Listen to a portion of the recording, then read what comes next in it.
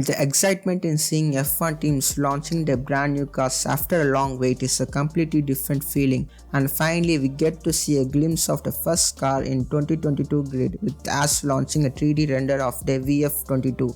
I thought this was a chance for me to give my personal opinion and talk about a realistic expectation of the team for this season.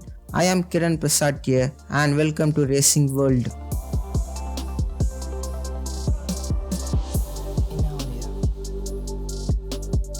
As much as the livery which the team is going to run this year is fairly similar to the livery run last year, it seems to be a bit simplified.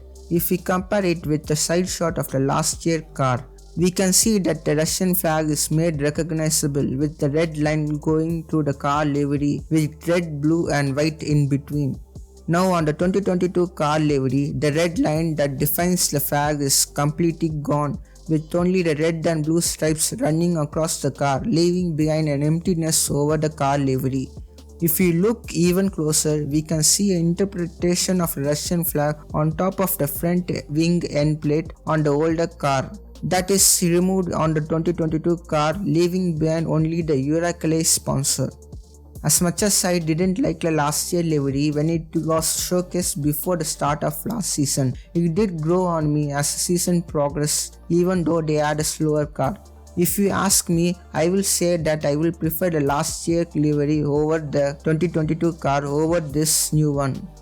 Even though I might be a little disappointed with the livery of the car in the render, I am waiting to see whether the car looks good as the old livery when running on the racetrack and how they will interpret the 2022 rules on their car. One final thing for us to remember is that this is a carefully prepared basic render of their 2022 car with a dark background so that we cannot see the important bits and pieces of their car.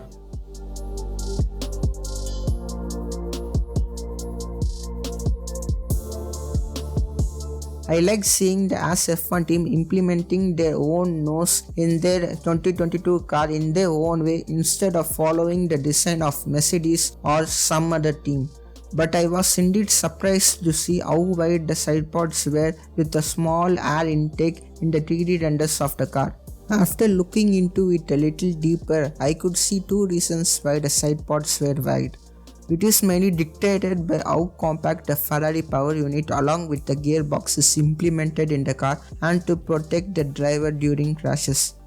Their rear wing seems to be a 2021 rear wing without the end plate, and their car has many glimpses of philosophies carried over from the 2021 car which are tailored around the new regs. With all of these changes, what matters for the team is that they must produce a faster car for their drivers to compete against drivers from other teams for podiums and wins in 2022 season.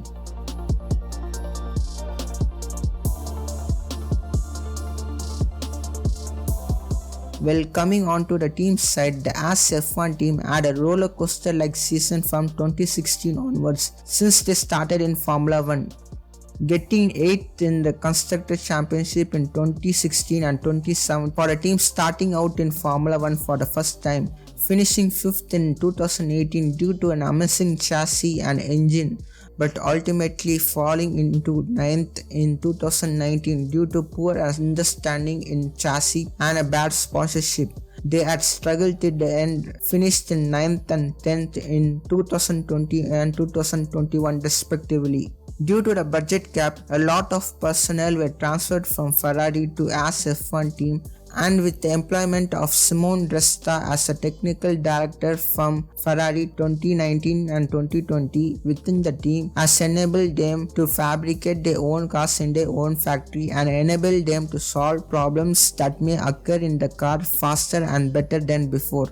Since the team has fallen into the last in the Constructor Championship, they can't get even worse than what happened in the previous years. And 2022 will give the team an opportunity for them to make better strides in coming back into the midfield and maybe a lucky podium or a win.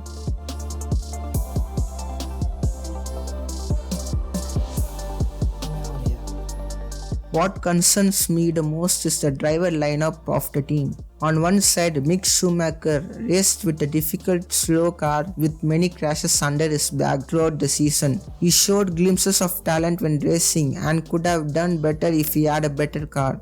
On another hand, Nikita Mazepin was just like what we had expected him to be, but he had improved a little at the end of the season.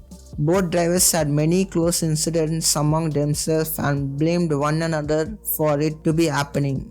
And I doubt whether they had a friendly relationship with each other within the team or not. Whether this driver lineup will work well with a better car is one to watch for this season. And since their car will be closer to the other teams, more battling will be there to watch. But I do hope that they do not underachieve with respect to their car performance due to crashing among themselves. And I wish Haas F1 team in having a good season this year.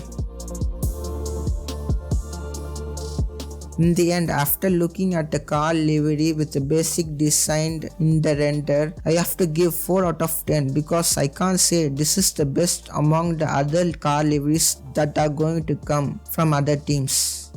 Do comment on what do you think about the car livery, whether you like it and how many points you will give out of 10 for this car livery. If you like my content, please do like and subscribe. It's Kiran here and I will see you next time.